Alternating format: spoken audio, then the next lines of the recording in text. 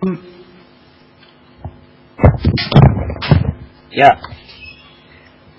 Bismillahirrahmanirrahim. Assalamualaikum warahmatullahi wabarakatuh. Innal hamdalillah nahmaduhu wa nasta'inuhu wa nastaghfiruh wa na'udzu billahi min shururi anfusina wa min sayyiati a'malina. Man yahdihillahu fala mudilla lahu. Asyhadu an la ilaha illallah wahdahu la syarika lah wa asyhadu anna Muhammadan abduhu wa rasuluh.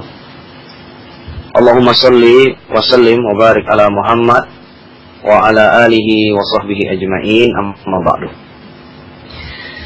Alhamdulillah, kita bersyukur kehadirat Allah Subhanahu wa taala pada pagi hari ini, hari Rabu seperti biasa di annasradio.com. Kita berjumpa kembali dalam acara Bincang Usaha Mandiri Boom. Dan sekarang sudah memasuki pertemuan yang ke-15, kalau tidak salah, atau ke-16. Insyaallah, seperti pertemuan-pertemuan yang terdahulu, kali ini Bang Andri Abu Umar ingin melanjutkan materi tentang bisnis, yaitu seputar pengorbanan di dalam bisnis. Dan ini insya Allah masih ada hubungannya dengan materi kita terdahulu. Alhamdulillah. Bagaimana para pendengar Anas Radio? Dimanapun Anda berada, semoga kita semua dalam keadaan sehat dan dirahmati oleh Allah Subhanahu wa ta'ala.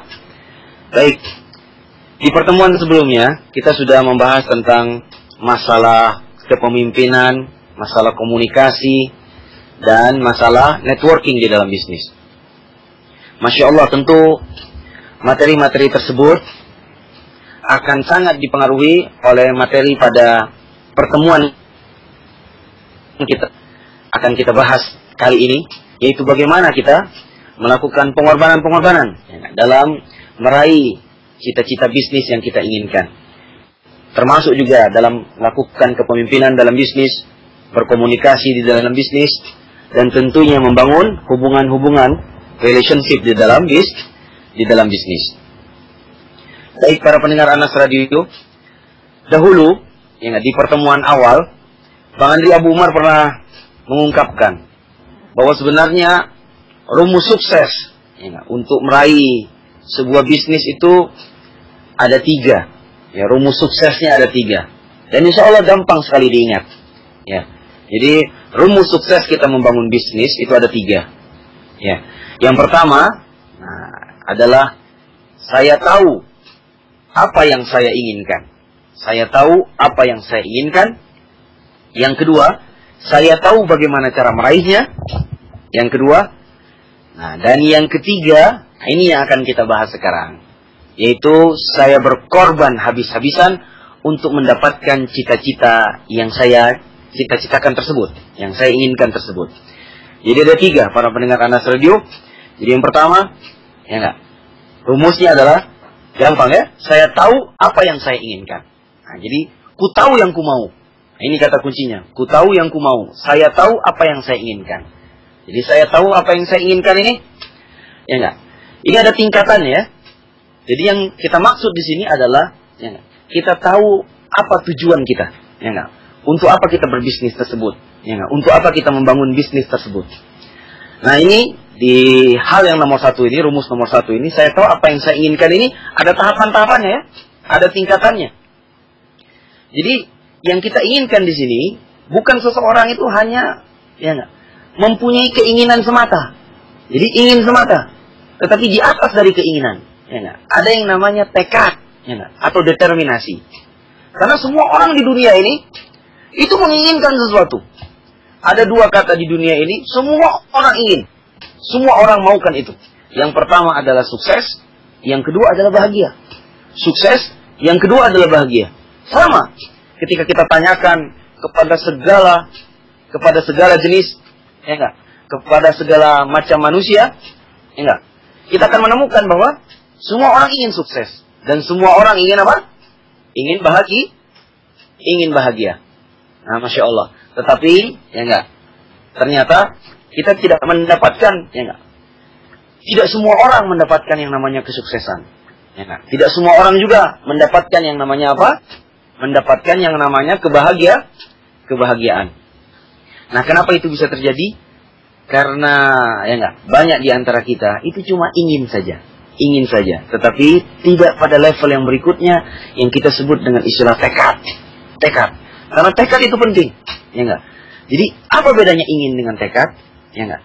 Nah, perbedaan ingin dengan tekad ini, kalau ingin itu ya enggak, seseorang hanya memaukan sesuatu saja di dalam hidupnya, tetapi tidak ada rencana, tidak ada usaha untuk meraih apa yang dia cita-citakan. Itu yang namanya ingin, keinginan, ya enggak. Tetapi yang namanya tekad, nah tekad ini ya enggak dibuktikan dengan rumus yang kedua, ya enggak, dan rumus yang ketiga.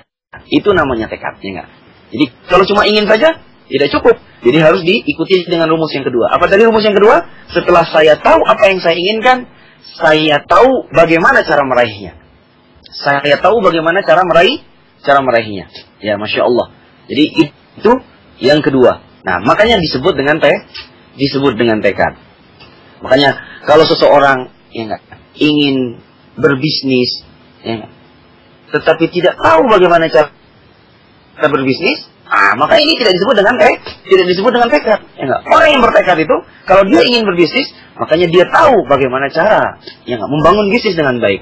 Makanya dia cari ilmunya, ya enggak? Dia raih ilmunya untuk membangun ilmu tersebut. Sama ya, Masya Allah, dengan orang yang hidup di dunia ini, ya enggak, mengatakan saya ingin masuk surga. Tapi langkahnya, ya enggak, apa yang dia lakukan malah menuju ke arah yang sebaliknya. Dia ingin masuk surga, tapi arahnya menuju ke neraka, ya enggak? Nah, kenapa? Karena masuk surga itu hanya sebatas ingin saja. Tetapi apa? Tidak ada, ya enggak? Tidak ada tekad, ya enggak, untuk mendapatkan apa namanya? Cita-cita tersebut. Jadi saya tahu apa yang saya inginkan. Yang kedua, saya tahu bagaimana apa? Bagaimana cara meraihnya. Nah, itulah ilmu. Jadi yang pertama itu saya tahu apa yang saya inginkan, tujuan cita-cita. Ya enggak? Nah, makna rumus yang pertama ini, seseorang itu harus fokus. Ya enggak? Karena seseorang yang punya tujuan, ya enggak, yang punya tujuan yang dia ada tekad di dalamnya, tidak mungkin didapat tanpa ya, kita menggunakan kefokusan dari begitu juga dengan hal-hal lain. Contoh dalam pekerjaan. Makanya kalau seseorang mengatakan saya ini bisnisnya sampingan, maka tidak heran dia pun mendapatkan ya enggak, sesuatu itu yang sampingan saja, ya enggak? Atau dia mengatakan saya ini melakukan pekerjaan sampingan, makanya tidak heran dia pun mendapatkan pendapatan yang sampingan saja, ya enggak? Beda dengan orang yang fokus dalam melakukan sesuatu. Nah, ketika saya tahu apa yang saya inginkan, saya tahu bagaimana saya meraihnya. Yang ketiga, ya enggak, ini dia, saya berkorban. Ya, saya berkorban habis-habisan untuk mendapatkan cita-cita tersebut. Ya enggak, saya berkorban habis-habisan untuk mendapatkan cita-cita tersebut. Jadi setelah rumus yang pertama, kita tahu, ku tahu apa yang ku mau, rumuskan tujuan, ya enggak. Nah, bangun tekad kita, tidak hanya sekedar ingin saja, lalu ya enggak, raih yang kedua, ya enggak, raih ilmu-ilmu yang akan kita, ya enggak, yang ingin kita dapatkan untuk mendapatkan apa? Mendapatkan tujuan kita, ya enggak. Jadi kalau Anda ingin berbisnis, berarti Anda harus meraih ilmu bisnis. Mencari ilmu bisnis itu, mendapatkan ilmu bisnis itu pada tempat yang sesuai dengan keadaannya. Nah, ini ya, yang kedua ya. Jadi sama dengan keadaan kita yang kita hidup di dunia ini, ya enggak? Kita ingin masuk surga, kita ingin hidup bahagia, ya enggak? Kita ingin hidup kita bahagia, sukses di dunia dan akhirat, tentu semuanya pakai ilmu. Tetapi ya enggak, ilmu itu tidak akan ada manfaatnya kalau tidak ada nomor 3, ya enggak, yaitu tidak diamalkan, tidak berkorban, tidak mau bekerja keras, berkorban habis-habisan untuk mengamalkan ilmu tersebut dan meraih cita-cita yang sudah kita tuliskan tersebut. Nah, ini Bang Andri Abu Umar pada pertemuan live Bincang Usaha Mandiri di Anas Radio ingin menjelaskan tentang hukum pengorbanan ini. Jadi hukum pengorbanan ini luar biasa. Bahkan dituliskan dalam teori kepemimpinan. Ya, teori kepemimpinan yang sangat legendaris dari John C. Maxwell. The 21 Irrefutable Laws Leadership. Jatuh bangun sesuatu itu bergantung pada kepemimpinan. Nah, di mana yang namanya pengorbanan ini dia berbanding lurus dengan yang namanya kesuksesan. Berbanding lurus dengan yang namanya kesuksesan. Subhanallah. Jadi yang pertama yang ingin Bang Andri sampaikan kepada para pendengar Anas Radio di seluruh negeri Indonesia, dari ujung Sabang dan Merauke, dan mungkin di luar negeri insyaallah. Jadi yang pertama, kaidah yang harus kita ketahui bahwa hukum pengorbanan itu adalah satu pengorbanan itu belum tentu atau tidak menentukan kesuksesan. Kenapa? Karena yang namanya pengorbanan di dalam bisnis itu adalah sebuah proses yang berkelanjutan. Ini kaidah pertama. Jadi pengorbanan itu adalah apa? Sebuah proses yang berkelanjutan. Jadi semakin tinggi tingkat kepemimpinan yang ingin kita capai, semakin besar pengorbanan yang harus kita berikan. Jadi semakin tinggi tingkat kepemimpinan, semakin tinggi tingkat kesuksesan yang ingin kita capai, semakin besar pengorbanan yang harus kita berikan. Ya subhanallah. Dan ini juga berbanding lurus dengan keadaan kehidupan keagamaan kita. Jadi kita tahu bahwa tingkatan surga itu berbeda-beda. Sehingga seseorang yang ingin mendapatkan lebih baik, dari yang baik, tentu dia harus berkorban lebih besar, Mungkin dia harus menuntut ilmu lebih keras, beramal lebih banyak, berkorban dengan amalnya jauh lebih banyak daripada orang yang biasanya. Sama dengan keadaan kita membangun bisnis. Maka kaidah pertama, satu pengorbanan itu belum tentu menentukan kesuksesan. Bahwa pengorbanan itu adalah sebuah proses yang berkelanjutan. Nah, ini yang pertama. Lalu yang kedua, ini biar Bang Andri Abu Umar ingin memberikan kaidah yang kedua. Kaidah yang kedua di pengorbanan ini seperti yang disebutkan oleh pakar-pakar motivasi dan pakar-pakar bisnis, bahwa semakin keras sikap Anda terhadap diri Anda, semakin mudah hidup Anda memperlakukan Anda. Ini kata kunci yang kedua. Jadi semakin keras, semakin besar, sikap Anda, pengorbanan Anda kepada diri Anda, semakin mudah kehidupan itu memperlakukan diri kita. Semakin mudah kehidupan itu memperlakukan diri kita. Ya kan begitu kan? Karena sesuatu dalam kehidupan ini keras dan lembut itu relatif. Keras dan lembut itu relatif, Subhanallah. Ya kita banyak ambil contoh hal yang sederhana saja, Sesuatu itu biasa atau tidak biasa, Capek dan tidak capek itu, adalah relatif dalam yang namanya pengorbanan, Seseorang yang tidak biasa membaca buku satu halaman, tiba-tiba dia membaca buku langsung 20 halaman, tentu bagi dia ini adalah sesuatu yang sangat berat. Apalagi tidak pernah seumur hidup membaca sebuah buku, Atau jarang-jarang membaca buku. Satu halaman pun tidak pernah. Bagaimana mau melakukan membaca 20 halaman? Atau satu buku dalam satu hari? Atau 5 buku dalam satu hari? Makanya berat dan ringan itu relatif, para pendengar Anas Radio. Begitu juga para pendengar Anas Radio, begitu juga dengan yang namanya bisnis, penjualan. Seseorang yang tidak pernah menjual dalam hidupnya, dilatih berdagang dalam hidupnya, Nah, kita tes dia menjual donat di tengah hari yang panas, cuma 15 menit saja menjual donat, Mungkin hidupnya hari-hari dimanja, di rumahnya, Hidup mungkin selalu di kantor, ingin berbisnis, lalu diajarkan berbisnis, disuruh dia berdagang, hanya 15 menit di tengah siang hari di kota, di kota di mana dia berada.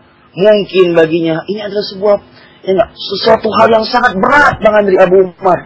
Panas sekali 15 menit itu. Kenapa? Kenapa berat?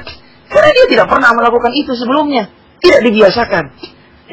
Tetapi bagi orang yang sudah berdagang seharinya, dari pagi mungkin sampai sore, selama 8 jam, 7 jam, 5 jam, di tengah siang hari yang sangat panas, kalau dia disuruh berjualan hanya 15 menit, mungkin 15 menit itu ringan sekali.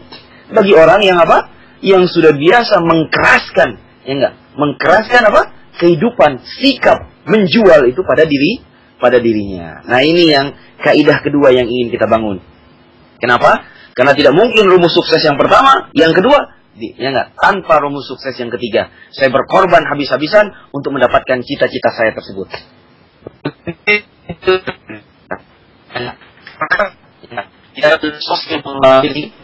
Tidak ada istilah orang yang hebat itu, tidak ada.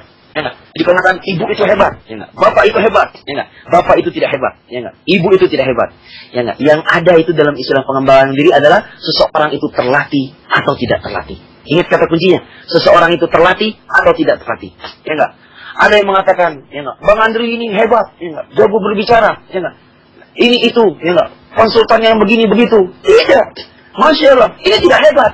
Wallahi tidak hebat. Ketahuilah, ini adalah terlatih. Terlatih. Karena mungkin antum para pendengar Al-Azhar Radio belum terlatih berbicara di depan publik. Seseorang yang belum terlatih berbicara di depan publik, lalu dia nekat berbicara di depan 3.000 orang, maka dia akan pingsan, gugup, demam panggung dan yang lain sebagainya. Nah, Masya Allah. Nah, ketahuilah, ini tidak hebat. Ini sudah terlatih. Kita latih. Bahkan Bang Andri telah melatih latihan pidato ini, latihan public speaking, bahkan dari sejak saya SD dan SMP. Sudah berbelas tahun. Jadi sudah terbiasa. Jadi kalau orang sudah terbiasa berbicara di depan 2.000 orang, maka dia diberikan lawan cuma 100 orang, itu biasa. Biasa sekali. Kenapa? Dia sudah mengkeraskan, melatih hidupnya kepada dirinya. Maka kehidupan itu akan semakin mudah, memperlakukan Anda. Begitu kaidah yang kedua, Lalu berikutnya, nah ini hukum pengorbanan ya. Bila ingin seseorang yang ingin mencapai kesuksesan di dalam hidupnya, nah terutama di bincang usaha mandiri ini dalam bisnis, sungguh kaidah pengorbanan itu yang ketiga adalah seseorang itu bayar di muka. Nah, ini pengorbanan ini bayar di muka. Di mana-mana kan pengorbanan itu bayar di muka. Ya subhanallah. Seperti yang kita lakukan sekarang. Kita ingin masuk surga, Kita kan bayarnya di muka kan? Subhanallah. Apa yang kita lakukan ini menuntut ilmu, kita beramal ini semuanya bayar di muka. Kita lakukan semuanya ini di mana? Di dunia. Kita mendapatkannya awal atau akhir? Bisa jadi ada yang mendapatkannya di awal. Ya subhanallah, berupa kebaikan-kebaikan dari Allah Subhanahu wa taala. Namun yang kita inginkan sebenarnya adalah sesuatu yang kita inginkan di akhir. Subhanallah, di akhirat kelak. Ini kaidah bayar di muka. Makanya kita lihat, kita ambil contoh, subhanallah, para pebisnis, Masya Allah, para orang-orang yang belajar berkorban dalam hidupnya, melatih sesuatu, banyak ya yang bisa kita contohkan di dalam kehidupan ini. Ya misalnya olahragawan saja, banyak sekali yang mereka membayar di muka, melatih sesuatu itu di depan, yang di awal, sehingga apa yang mereka lakukan itu membuahkan hasil di dalam proses kehidupan mereka, dan di akhir mereka mendapatkan buahnya, Makanya tidak sedikit guru-guru kami, para motivator bisnis di tingkat nasional dan juga di daerah, di berbagai kota, itu mengatakan, sebenarnya disiplin itu, intinya cuma dua kata saja, Jadi seseorang yang dia ingin meraih cita-citanya, dan dia ingin meraih sesuatu dengan ilmu yang dia dapatkan, lalu dia berkorban, maka dia harus berdisiplin. Dan berdisiplin itu intinya cuma dua kata saja. Disiplin itu intinya adalah menunda kenikmatan. Menunda kenikmatan. Kan begitu. Jadi ketika seseorang berdisiplin, dia menunda kenikmatan. Betul atau tidak para pendengar Al-Azhar Radio? Coba. Subhanallah, hari-hari kita saja. Kan menunda kenikmatan. Kita bangun pagi tadi sholat subuh.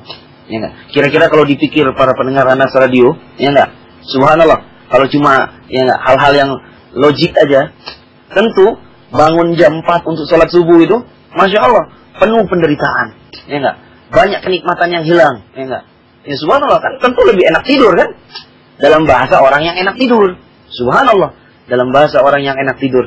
Tetapi Masya Allah, nah, kita berdisiplin untuk selalu bangun sholat subuh. Mungkin ada yang bangun lebih awal untuk sholat tahajud, qiyamul lail di malam hari. Ini semuanya adalah proses kedisiplinan, menunda kenikmatan. Ini contoh yang sangat kita kenal. Nah, apalagi di dalam bisnis, banyak hal yang harus kita bayar di muka, ya enggak? Kalau kita ingin sukses. Baik, barakallahu fikum, semoga Allah memberkahi perjuangan kita semua, ya enggak, kaum muslimin dimanapun Anda berada. Baik, kita sekarang buka sesi tanya jawab di Anas Radio. Ya, ini sepertinya sudah ada beberapa pertanyaan. Ya, yang pertama dari Al-Ahrian di Jakarta. Ya, subhanallah ya, dari Jakarta yang pertama pertanyaan. Alhamdulillah Bang Andri, berkat Allah Subhanahu wa ta'ala. Kemudian dari saran-saran Bang Andri, saya sekarang bekerja fokus untuk membangun usaha. Alhamdulillah. Bukan jadi pekerja sampingan lagi. Mudah-mudahan hasilnya barokah. Masya Allah, barakallahu fikum. Jazakallah khairan. Wa iyyakum jazakallah khairan. Bang Andri atas saran-sarannya selama ini. Semoga bisa barokah Bang usahanya. Alhamdulillah. Oh, ini ya mudah-mudahan ya kita berdoa semua ya bahwa Bincang Usaha Mandiri ini ya acaranya terus istiqomah dan berkesinambungan, dan tentunya yang paling penting acara ini bisa bermanfaat buat seluruh kaum muslimin dan orang-orang yang mendengarkannya dan yang mendapatkan faedah darinya. Ya, baik Al-Ahrian. Yang kedua dari Al-Akanda, bapaknya Khadijah, Masya Allah, di Depok, ya enggak? Ini pertanyaan, ya enggak, sudah sering ditanyakan di pertemuan-pertemuan sebelumnya ya. Jadi bagaimana bersaing secara sehat? Iya, misalnya dengan teman sejawat. Ini pertanyaannya masih umum ya. Bagaimana persaingan bisnis secara sehat? Misal dengan teman sejawat ya. Barakallahu fikum. Ya, ya tentu kita kalau ingin bersaing secara sehat, ya, barakallahu fikum, tentu kita yang pertama yang harus kita taati terlebih dahulu adalah kita berbisnis itu sesuai, ya enggak, sesuai ya enggak, aturan agama kita, sesuai syar'i, ya enggak. Dimana kita sering mendengar para guru-guru kita berkata bahwa kaidah-kaidahnya, ya enggak, bahwa kita berbisnis itu yang pertama tidak boleh riba, ya enggak, tidak ada boleh riba di dalamnya, riba apapun, ya, tidak boleh ada riba di dalamnya. Yang kedua, tidak ada boleh goror, tidak ada boleh goror. Tidak boleh ada ketidakjelasan di dalamnya. Dan yang berikutnya tidak ada kezaliman di dalamnya. Ya enggak? Kezaliman, ya enggak, kepada diri sendiri dan juga kezaliman kepada saudara-saudara kita.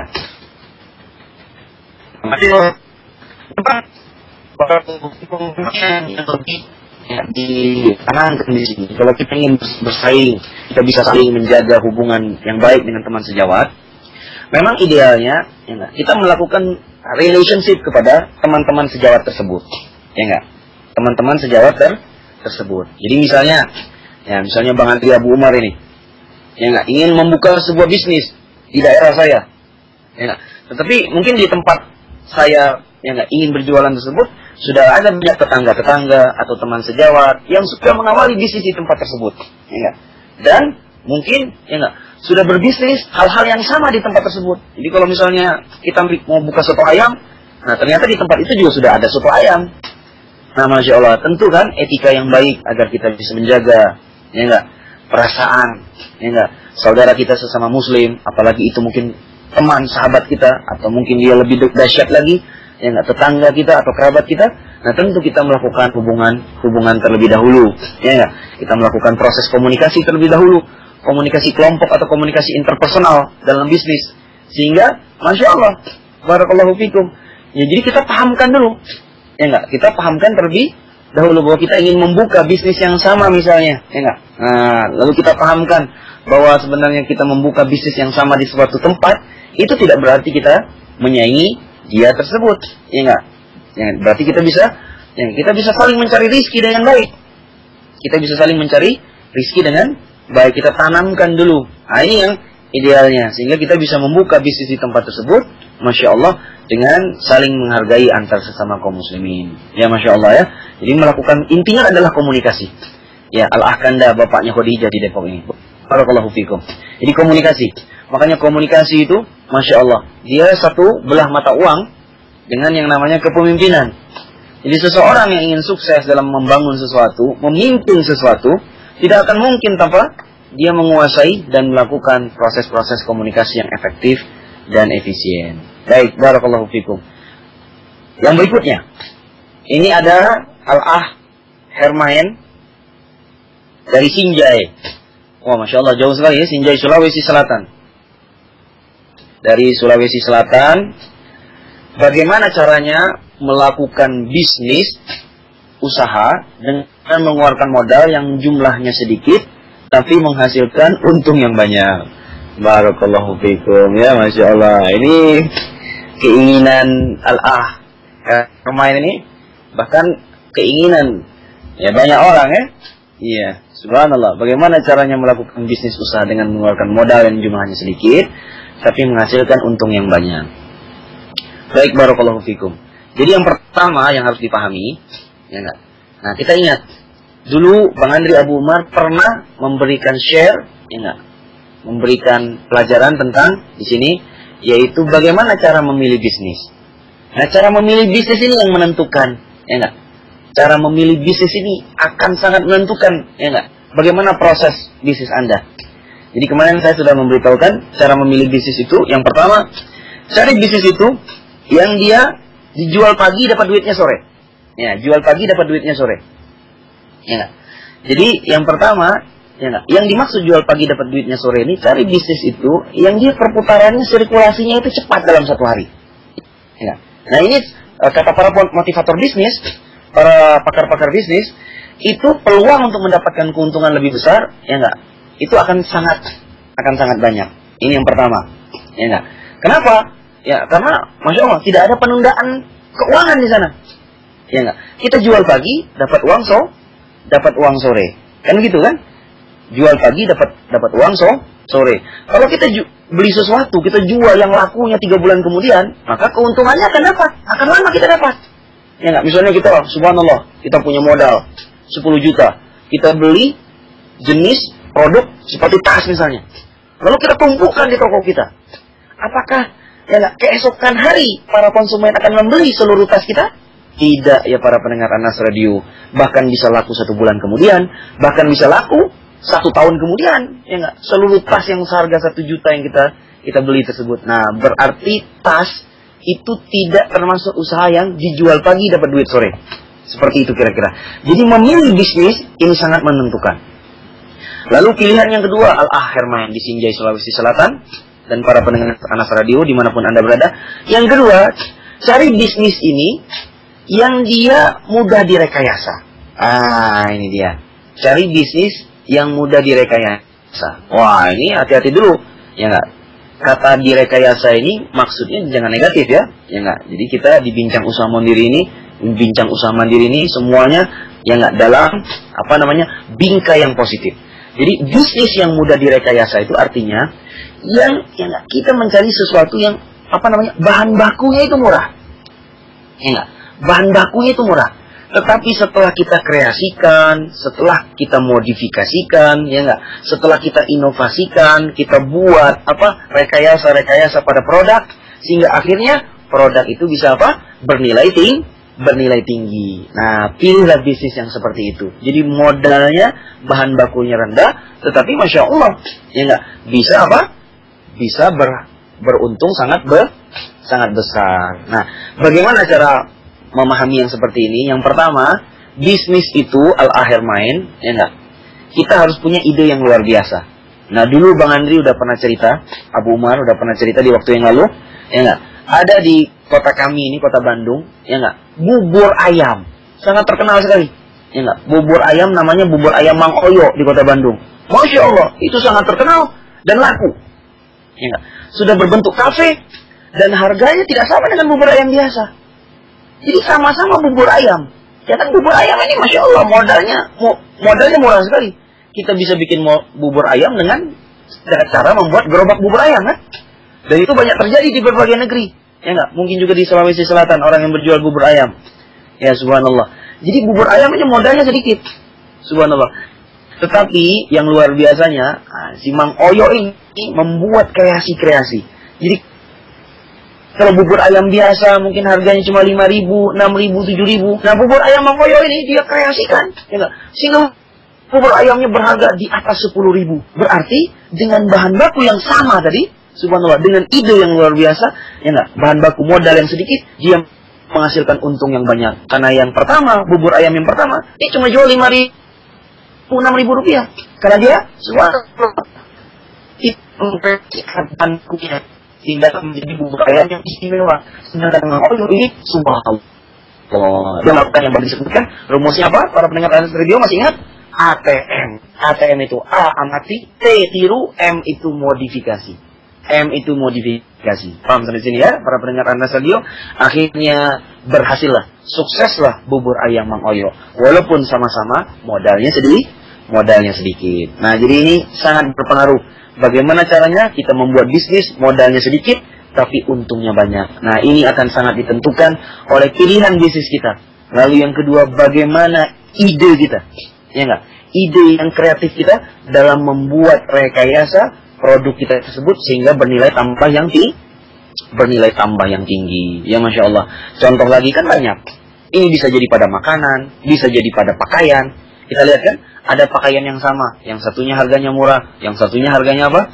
Harganya mahal. Ya subhanallah. Ya, paham ya sampai sini ya? Ya enggak? Kan ada misalnya pakaian apa? Batik misalnya. Ada batik yang murah meriah. Ya enggak? Kita beli di Tanah Abang misalnya, atau di Pasar Baru, atau di Pasar Turi. Mungkin batik harganya cuma 15.000, 20.000, 25.000, tetapi Masya Allah ada batik. Ya enggak? Mungkin buatan batik keris, buatan batik Komar, harganya yang sampai ratusan ribu, ya enggak? Subhanallah. Kenapa bisa begitu? Karena Masya Allah, ini dia, ya enggak? Ada proses kreatif di sana, ya enggak? Proses kreatif. Jadi, saran Bang Andri Abu Umar, jadikan antum, jadikan kita semua, para pendengar Anas Radio, seorang pengusaha yang kreatif. Jangan pengusaha yang biasa-biasa saja, tetapi pengusaha yang apa? Yang luar biasa. Apanya yang luar biasa? Makannya sama-sama nasi. Makanya sama-sama singkong. Yang luar biasa itu adalah idenya. Barakallahu fikum. Mungkin itu yang harus kita terapkan dalam bisnis kita. Lalu yang berikutnya Abu Ali dari Surabaya. Abu Ali dari Surabaya. Ya. Di tempat saya ada nasi goreng khas banget. Gorengnya nggak pakai minyak, pedas pula. Enak pula rasanya. Penjualnya pinggir jalan aja. 2 jam dah habis. Nah, bagaimana caranya kita dapat resepnya dia, Bang? Masya Allah. Apakah Abang ada tips-tipsnya? Nah, subhanallah ya. Barakallahu fikum. Jadi ini Bang Andri ingin menanyakan terlebih dahulu. Ya, apa niatnya ini? Ya enggak? Kan harus diluruskan dulu niatnya. Ingin mendapatkan resepnya, ingin membuka bisnis yang sama. Ya enggak? Atau ingin mendapatkan resepnya, ingin membuat nasi goreng sendiri di rumah. Ya enggak? Sehingga istri bisa membuat, ya enggak, nasi goreng yang enak buat suaminya, kan begitu? Subhanallah. Namun, ya, kalau yang dimaksud adalah yang pertama, ya enggak, kita menginginkan resep nasi gorengnya si bapak tersebut yang luar biasa, yang khas, ya enggak, di Surabaya sana, yang gorengnya nggak pakai minyak dan pedas pula. Ya barakallahu fikum ya. Jadi tadi yang harus kita terangkan pertama. Jadi yang pertama itu adalah ATM, amati, tiru, modifikasi. Ya enggak? Jadi ya, kalaupun kita mendapatkan resep yang sama persis, ya enggak? Subhanallah. Nah, kita membuat bisnis itu harus dimodifikasi. Ya enggak? Karena subhanallah, ini ya kalau betul-betul sama persis akan sangat berbahaya ya, dan merugikan kaum muslimin, ya enggak? Sehingga seperti kita meniru bisnisnya tersebut, kan begitu. Jadi harus ada proses kreatif di sana. Proses kreatif di sana. Itu yang pertama, Abu Ali di Surabaya. Yang kedua, nah, tadi seperti yang Al-Ahkanda di Depok tadi, yang harus kita lakukan, ingat, adalah komunikasi. Karena banyak orang ingin melakukan proses-proses membuat bisnis, ya Masya Allah, tetapi kita tidak melakukan komunikasi dengan baik. Yang akhirnya terjadi ya konflik di antara kaum muslimin, di antara antum yang ingin membuka usaha nasi goreng dengan ya enggak, si bapak atau ibu yang sudah memiliki usaha nasi goreng yang khas tersebut. Masya Allah. Jadi proses komunikasi inilah yang harus kita lakukan, ya enggak? Jadi boleh ya kita datangi, ya enggak,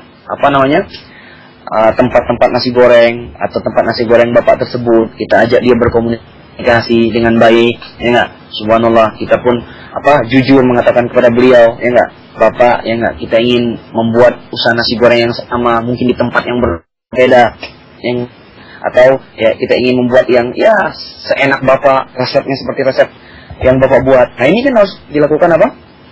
Proses-proses komunikasi. Ya enggak? Inilah tips dari Bang Andri, tips supaya ya enggak kita bisa membuat hal-hal yang sama. Masya Allah, kira-kira begitu. Ya, tetapi intinya adalah di proses kreativitas. Lalu yang berikutnya ini adalah Abu Usama di Jakarta. Ana masih kesulitan untuk berbicara di depan publik. Padahal Ana bekerja dengan berhubungan dengan banyak orang. Sudah lama dibiasakan. Masih grogi dan dia membisu, nggak bisa ngomong apa-apa. Bagaimana untuk membiasakannya ya Bang? Wah, Masya Allah. Ana masih kesulitan untuk berbicara di depan publik. Baik, jadi begini ya. Ya enggak? Kita melatih berbicara itu, ya enggak? Tidak sekedar latihan asal-asalan ya. Asal kita latih di depan umum, ya enggak? Berlatih itu yang paling afdol, yang pakai ideal, itu harus yang pertama dengan ilmu. Ya enggak? Kan dengan ilmu, kan tadi rumus sukses tadi. Apa rumus suksesnya? Saya tahu apa yang saya inginkan. Nah, Anda sudah tahu apa yang Anda inginkan ala Abu Usama, yaitu ingin menjadi pembicara yang baik. Yang kedua, saya tahu bagaimana cara meraihnya. Kan begitu. Jadi ada ilmu dalam berbicara di depan umum, ya enggak? Jangan pengen jadi public speaker, pengen jadi komunikator, langsung aja praktek di depan karyawan. Nah, ini namanya beramal tanpa ilmu. Masya Allah, ya enggak? Kalau dalam agama kita ditolak, ya enggak? Begitu juga dalam kehidupan soft skill seperti ini. Itu juga tidak akan efektif berlatihnya, karena berlatihnya tanpa ilmu. Kan begitu. Nah, minimalnya kita baca buku-buku tentang komunikasi, bagaimana cara berbicara di depan umum, kan begitu. Ya enggak, kita cari dulu ilmunya, ya enggak, dari orang-orang yang pas, yang ahli untuk kita cari ilmu tersebut. Dan ini belum selesai ya. Kalaupun kita dapat ilmu, ya enggak, tentu seperti keadaan kita menuntut ilmu di agama, ya enggak, kita mempraktekkan ilmu itu yang paling afdol adalah dibimbing dengan seorang guru. Dibimbing oleh seorang guru. Karena semua orang sukses di dunia ini adalah dengan guru. Subhanallah. Barakallahu fikum. Ya enggak?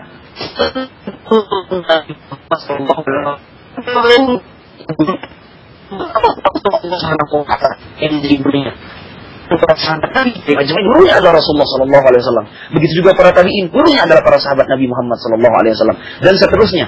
Nah, kita juga sama. Jadi kalau ingin sukses berbisnis, carilah guru bisnis yang baik. Ya enggak? Jangan cari guru bisnis yang asal-asalan mengajarkan diri antum berbisnis. Ini yang pertama. Ya enggak?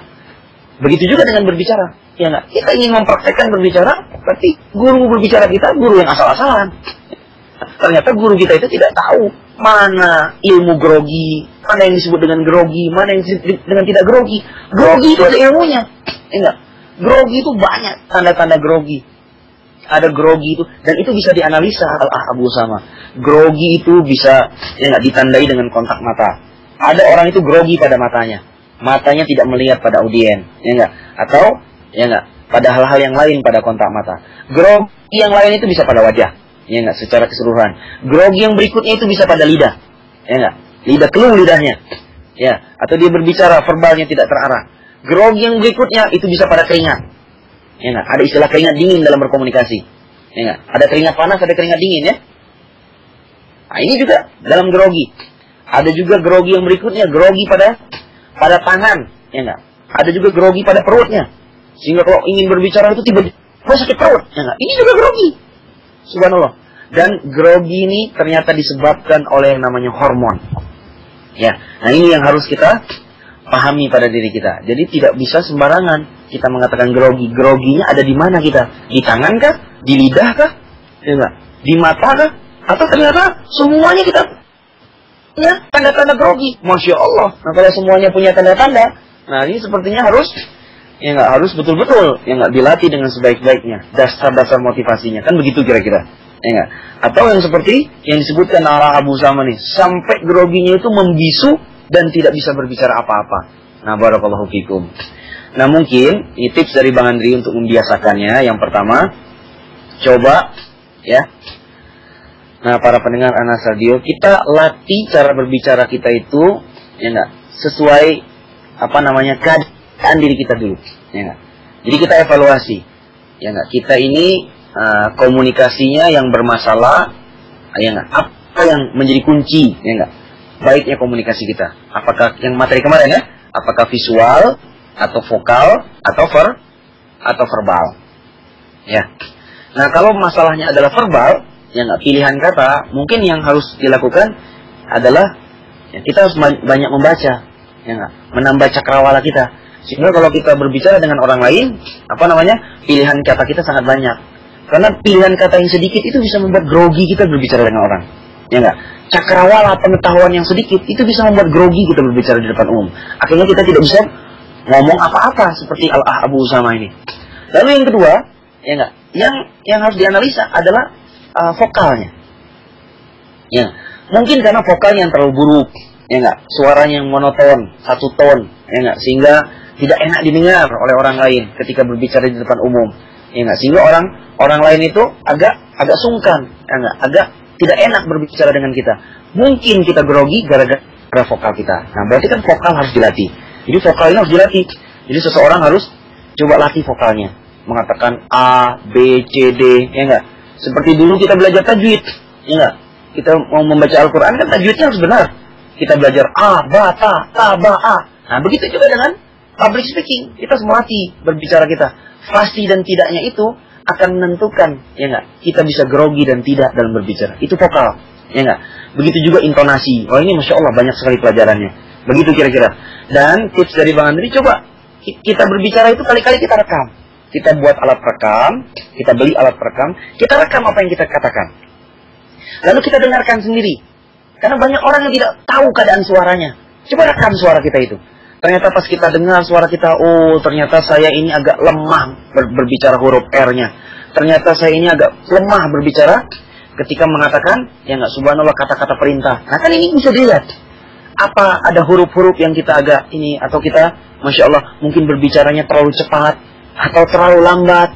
Ya enggak, kira-kira begitu. Nah ini semua bisa dilihat kalau kita merekam berbicara kita. Begitu, ya barakallahu fikum. Ya, Abu Usama. Lalu yang berikutnya, Masya Allah banyak pertanyaannya.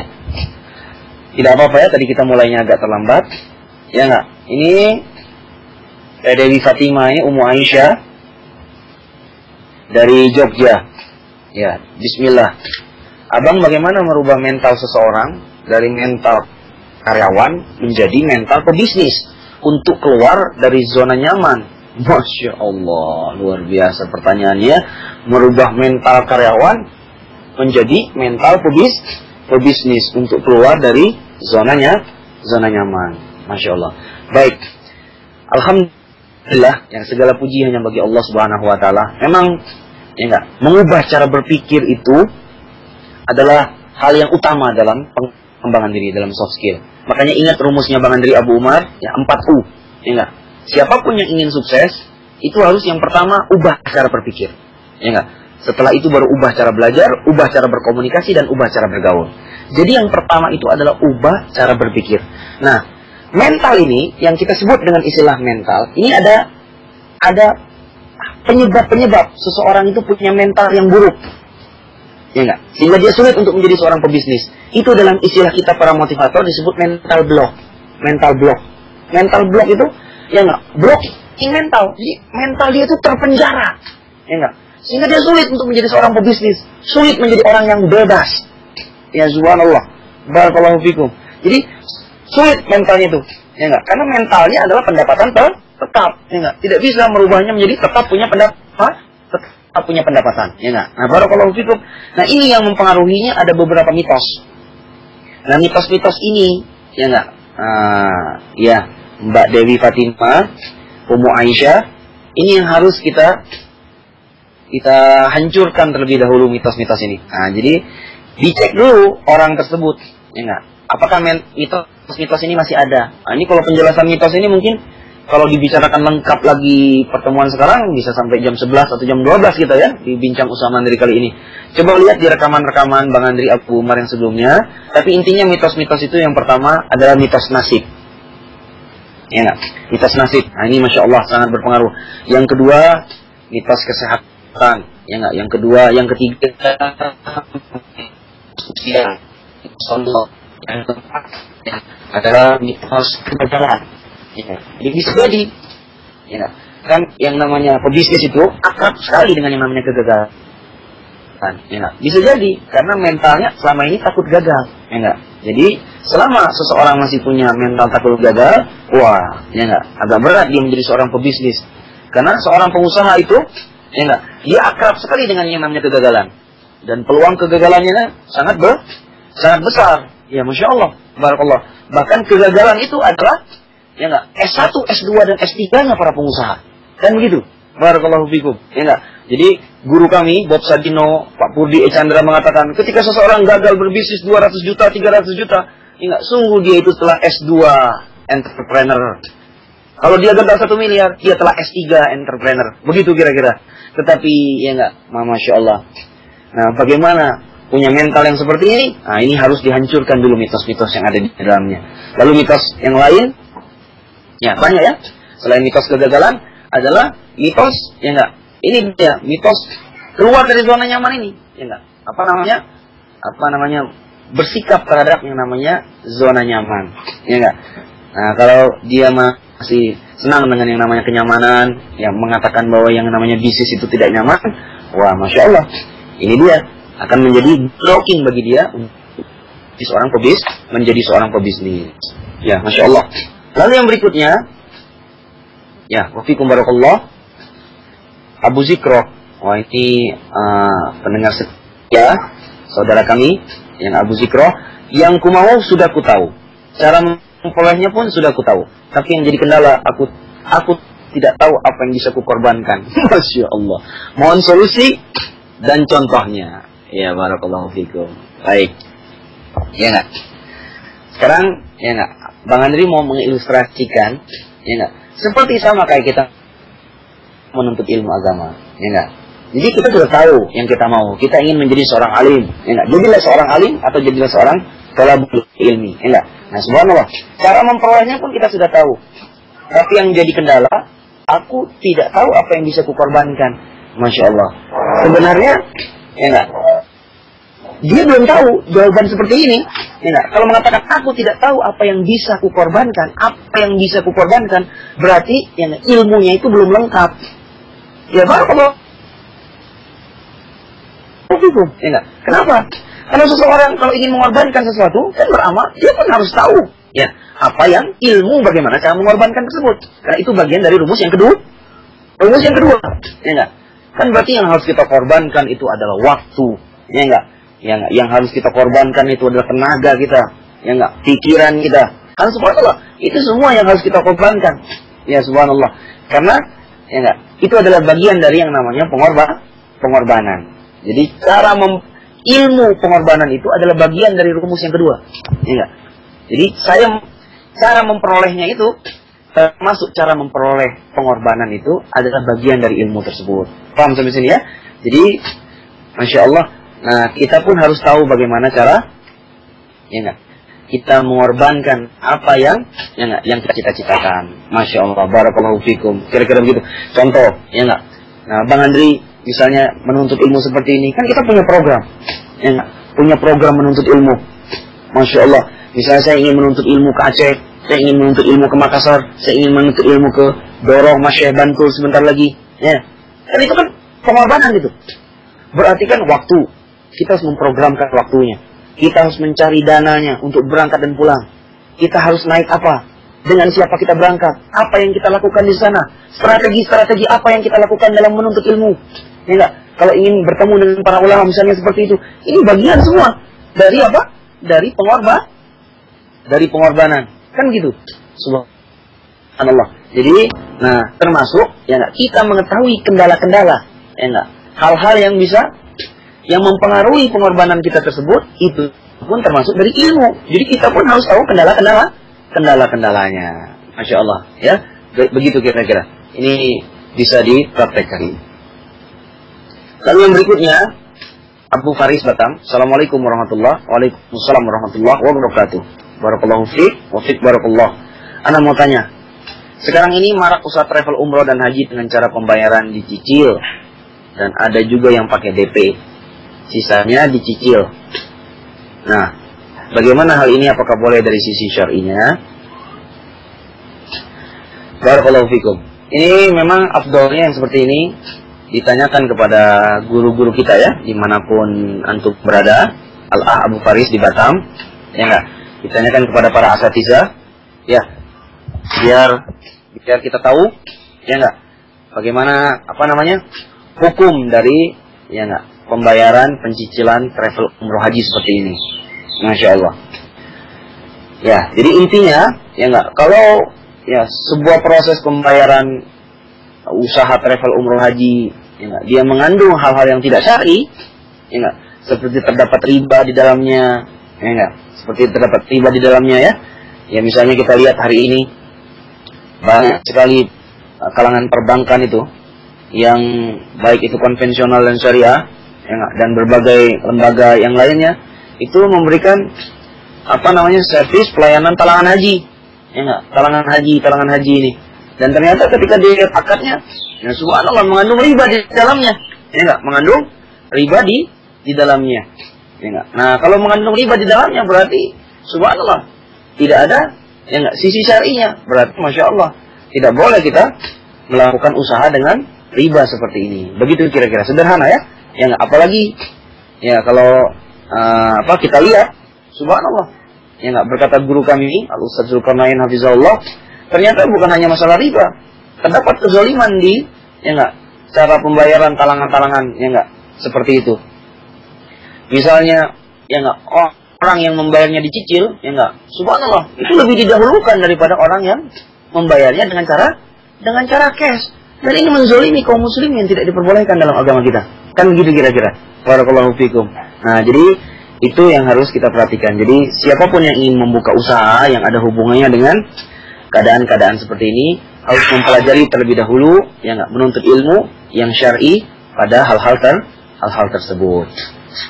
Sekarang Al-Ah Dewas Abu Faris dari Batam. Bagaimana cara promosi yang efektif namun dengan biaya yang minim?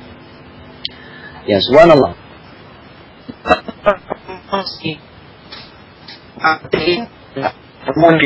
Yang efektif itu kalau misalnya tampang efektif itu apa?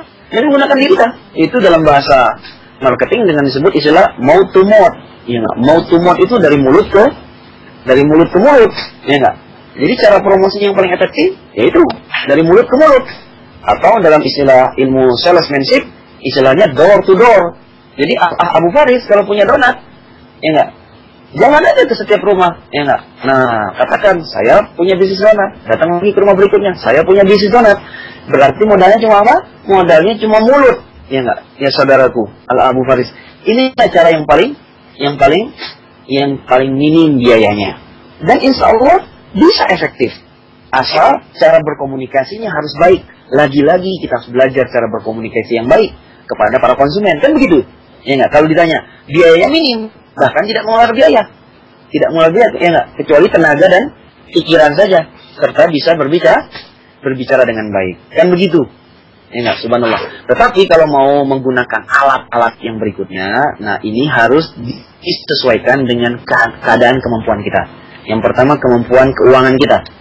Ya enggak? Yang kedua adalah segmen dan target konsumen antum, yang konsumen kita. Karena itu sangat mempengaruhi kan? Subhanallah. Kalau kita buka usaha produk yang target kita adalah kelas menengah ke atas, ya enggak? Subhanallah, kelas menengah ke atas itu para eksekutif misalnya, para manajer-manajer perusahaan. Berarti, ya enggak? Oh, masya Allah, biaya yang dikeluarkan mungkin lebih besar dari yang sekedar, ya enggak? Nah, usaha yang hanya, ya enggak? Ya dari rumah ke rumah saja, ya enggak? Tidak ada target seperti itu, kan begitu? Ya, barakallahu fikum. Jadi ini yang harus kita sesuaikan dengan yang pertama keadaan keuangan kita, kemampuan kita, dan yang kedua adalah target dan segmen. Segmen itu, ya enggak, klasifikasi kepada siapa bisnis kita ini ditujukan. Ya, kira-kira begitu, masya Allah. Dan tentunya efektivitas komunikasi di tempat di mana Anda berada, ya enggak? Di tempat di mana Anda berada. Barakallahu fikum. Ya kira-kira begitu ya. Kadang-kadang di suatu tempat, ya enggak, itu spanduk lebih efektif. Kadang-kadang di suatu tempat, ya enggak, radio lebih efektif. Kan begitu. Kadang-kadang di suatu tempat, ya enggak, subhanallah. Contoh begini. Ya. Bang Andri dulu, Abu Umar ketika membuat sebuah event organizer ketika masih mahasiswa di Universitas Pajajaran, saya ya enggak membuat sebuah seminar ya enggak atau diskusi panel atau training. Subhanallah. Barakallahu fikum. Nah, waktu itu target saya mahasiswa. Ketika saya target mahasiswa, saya meletakkan promosi saya itu di koran-koran. Di koran-koran harian di Bandung, Jawa Barat. Masya Allah, ternyata tidak ada satupun ya enggak yang menghubungi melalui koran tersebut. Kenapa? Karena ternyata Masya Allah, segmen mahasiswa di tempat kami di Jatinangor waktu itu, subhanallah, jarang para mahasiswa itu baca koran. Makanya tidak heran, koran berarti tidak efektif di tempat tersebut. Kan begitu kira-kira. Ya enggak? Ternyata yang paling efektif adalah Masya Allah, flyer, leaflet namanya, ya enggak? Yang kecil-kecil yang disebarkan di setiap jurusan dan fakultas-fakultas mereka. Langsung ketika mereka pulang dari kuliah, mereka mendapatkan kertas tersebut. Ya enggak? Walaupun akhirnya mereka baca sekilas, lalu mereka buang di tong sampah, tetapi mereka sudah baca. Kan begitu. Ya enggak? Barakallahu fikum. Jadi, ya enggak, kesimpulannya Abu Faris, kita pun harus berilmu. Ya enggak? Bukan hanya pada apa? Pada produk kita, juga berilmu pada ya enggak? Ya enggak? Tentang target konsumen kita. Barakallahu fikum. Ya enggak? Ya, itu saja pertanyaan-pertanyaan yang Abu Umar Bang Andri lihat yang ada di Skype Ana. Ini ada satu lagi dari Pak Rizwan. Masya Allah, Pak Rizwan Ilyas Abu Fauzan dari Makassar. Barakallahu fikum. Bagaimana cara kita meningkatkan motivasi dan kinerja karyawan yang sedang menurun dan tidak ada semangat kerja? Nah, barakallahu fikum. Ini yang terakhir ya. Jadi ya Rizwan Ilyas, Pak Rizwan, ya nggak, dimanapun Anda berada hari ini. Jadi sumber motivasi itu banyak. Ya, sumber motivasi itu sangat banyak. Ya. Barakallahu fikum. Jadi sumber motivasi seseorang itu kan banyak. Motivasi yang pertama, mungkin motivasi yang bisa kita angkat dari dalam diri dia. Dalam diri dia. Ya. Sehingga yang namanya motivasi itu, ya enggak, itu bisa kita kreasikan dari dalam diri orang tersebut. Mungkin subhanallah, seseorang itu kurang termotivasi karena kejenuhan. Ya enggak? Subhanallah. Ya seseorang saja, ya enggak, jangankan karyawan, ya enggak, kita saja para pengusaha itu bisa jenuh. Orang melakukan hal yang sama terus-menerus, itu bisa jenuh. Ya subhanallah, ya enggak. Bang Andri Abu Umar bertemu dengan seorang pengusaha namanya Pak Wahyu Saidi. Dia pengusaha bakmi Tebet di Jakarta. Dia cerita, ya enggak. Coba bayangkan para pendengar Anas Radio, andaikan kita ini suka makan nasi goreng, makan mie, ya enggak. Nah, Anda suka makan nasi goreng. Kalau Masya Allah, ya, Bang Andri Abu Umar katakan, saya suruh Anda makan nasi goreng sehari 3 kali, selama 7 hari berturut-turut makan nasi goreng, tidak makan nasi yang lain, kira-kira bosan atau tidak? Bosan ya, para pendengar Anas Radio, bosan. Begitulah para karyawan kita. Bisa jadi kebosanan itu muncul dari hal-hal seperti itu. Dari hal-hal yang sifatnya monoton di kantor. Hal-hal yang sifatnya monoton pada pekerjaan. Ya enggak? Nah ini kita harus sebagai owner, sebagai pemilik usaha, sebagai manajer, sebagai director, enggak, sebagai entrepreneur, harus melakukan sesuatu untuk menghilangkan kejenuhan tersebut. Mungkin kita ajak berwisata, mungkin kita ajak outbound, mungkin kita ajak bekerja di luar ruangan. Kan begitu. Dan teknik-teknik yang lainnya yang diajarkan para motivator-motivator bisnis. Kira-kira begitu. Jadi sumbernya bisa dari dia. Dan itu Rizwan Ilyas, Pak Rizwan, kita bisa tanya. Kita bisa bikin angket motivasi. Coba tanya, apa yang membuat Anda kurang termotivasi yang bekerja di tempat kami? Ya enggak? Kan begitu.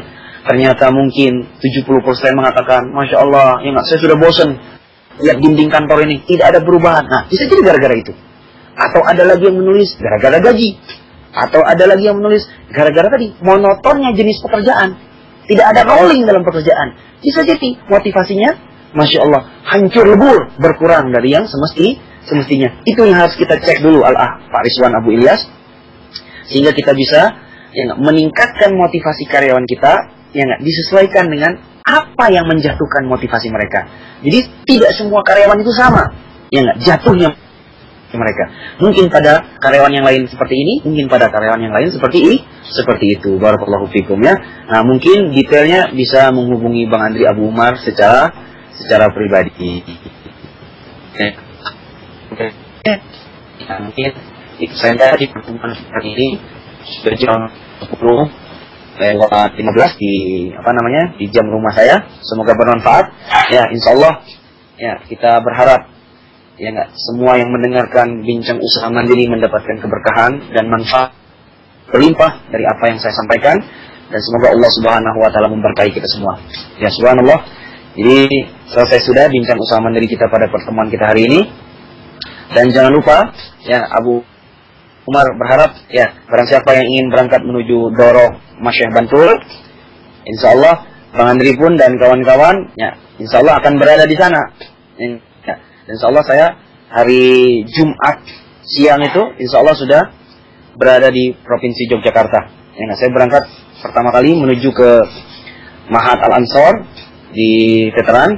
Insyaallah barang siapa yang ingin bertemu di sana, ya enggak, kalau bahasa kita kopi darat, ya enggak, subhanallah, atau ingin bertanya secara langsung, berkonsultasi masalah bisnis, bisa bertemu hari Jumatnya di Mahat Ansor di Yogyakarta, dan hari Sabtu dan Ahadnya barang siapa yang ingin bertemu bisa bertemu di Masjid Agung Manunggal Bantul. Barakallahu fikum, semoga bermanfaat. Jazakumullah khairan. Subhanaka Allahumma wa bihamdika, asyhadu an la ilaha illa anta, astaghfiruka wa atubu ilaik. Ya, pantang menyerah. Ya enggak? Jangan pernah menyerah di atas sunnah yang mulia ini. Ya. Walhamdulillahirabbil alamin. Wassalamualaikum warahmatullahi wabarakatuh.